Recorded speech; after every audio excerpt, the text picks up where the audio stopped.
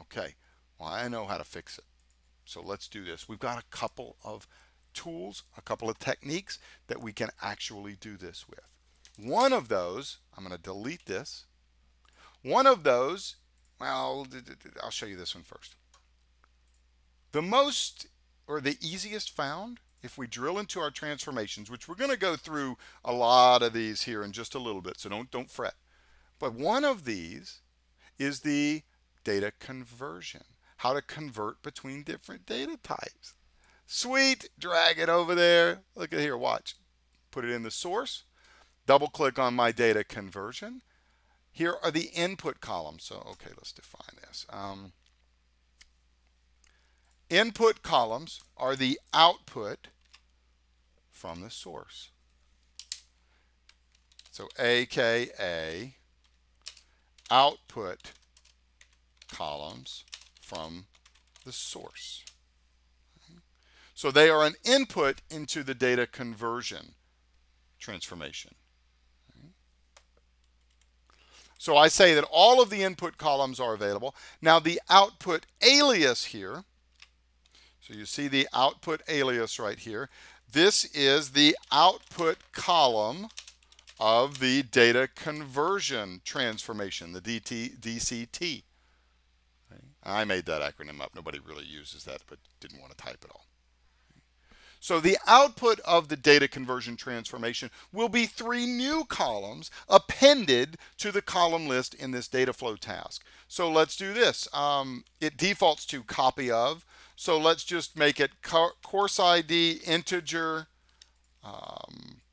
title DTSTR and add date DB timestamp.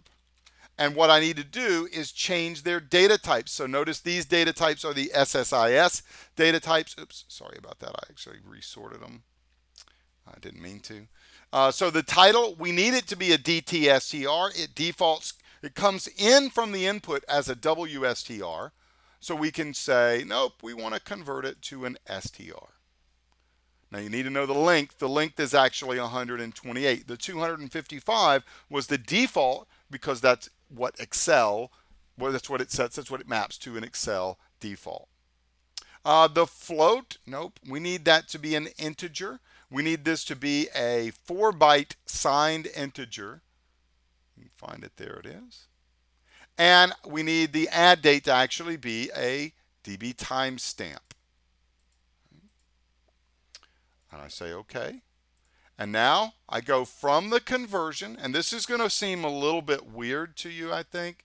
So go into my SQL Server, go to the mappings, and you'll notice now that there are 6 columns. There's one set right here, the top one, from the original source. Okay, those were the output columns from the source. The second set, and I'll put these in red, are the output columns from the data conversion transformation. Sorry that it comes over. You heard what I said. Okay. So these are going to fail, these source up here, because the data types are not the same as the destination. So we're going to get conversion errors if we try to move. So when it validates the package, when it tries to execute the package validation, which occurs before it starts running, it's going to fail. So we need to remap these. So I delete all the mappings, and I need to choose the right ones. Notice it's not the name that actually does it. It's the fact that I dragged and dropped, or I chose it in the list over here. And again, you can put your cursor over and you see DTI4, DTI4. Does everybody see what I see there? I'm looking right here when I'm looking for that data type. So like when I move my cursor over there, I'm looking in that spot, DTSTR, DTSTR. Okay. It goes away. We can execute the package now. Brought it forward 2 rows, you can see. Pretty sweet. Fairly easy to do, right? I think. Okay, so that's kind of the idea of the data conversion transformation. Now, there is a second way to do this. We can bypass this data conversion. We may be able to bypass the data conversion transformation altogether. Going back over here to the control flow, I'm going to name this one data conversion. I'm going to rename the package here to be, what was it? Data something. Data types 04. Because if I don't, I'll forget, right? So the data conversion transformation XForm. So I'm going to do another one. And we'll just call this changing types. Now, this is a little more experimental. I don't know all the types of everything. So I'm going to go in here. I'm going to do the exact same thing. Drag Excel on here, drag SQL Server on here. And let me configure. I'm just going to use the exact same connection manager, same sheet, same columns. I'll even change the output column to add date just like I had done before. However, this time I'm not going to use the data conversion transformation. I'm going to right click on the source and look at the advanced editor. The advanced editor is a similar interface. So you could see the connection manager here. You can change certain properties or at least view them. Here's the same screen we previously had, the drag and drop.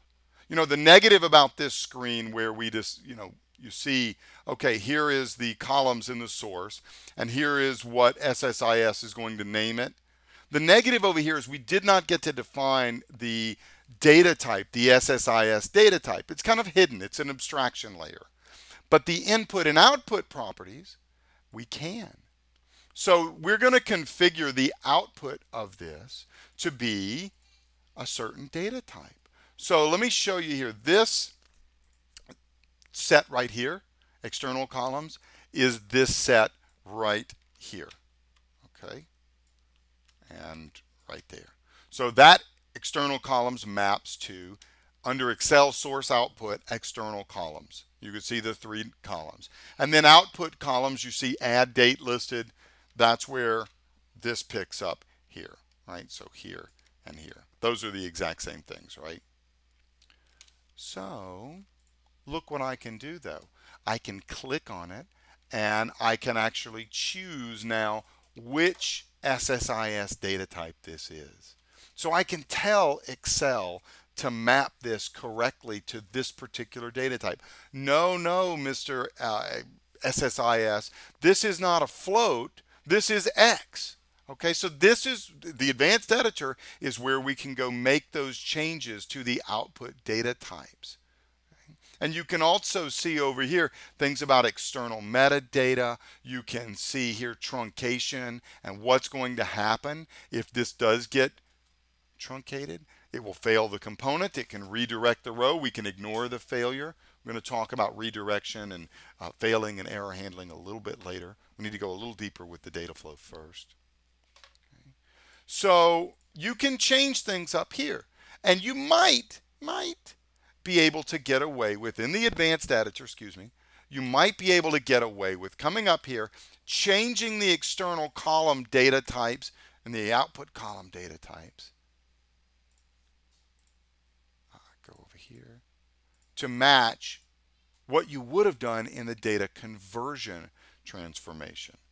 So now we say, okay, but I get an error because it says course ID does not actually match the source data. Now you can't read that, can you? Okay, fine. Go to the error list.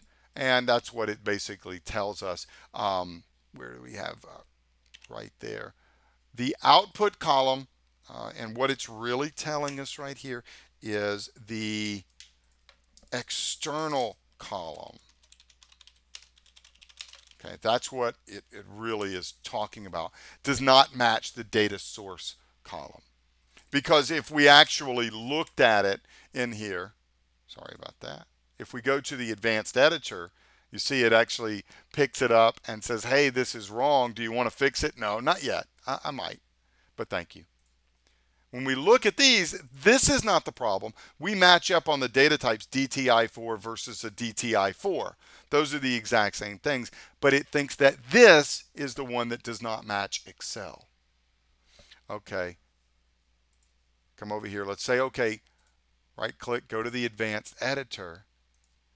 I hit the refresh button, come back to the course ID, and look, when I hit that refresh, it automatically made those, it regenerated them to be the float for the source, but it left my external as an integer. That means when I say OK now and I drag this to my destination, choose my connection manager, choose the table, go to the mappings, my course ID will actually match up. So you see, for the course ID, I didn't have to create a transformation. Awesome.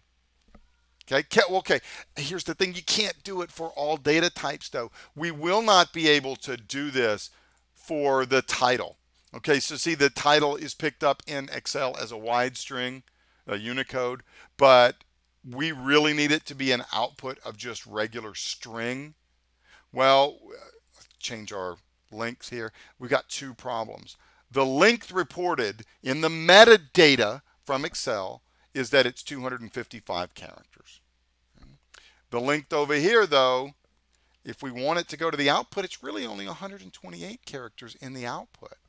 So when we say, okay, we've got two problems here, look at your error list. The principal problem here is we can't convert between Unicode and non-Unicode.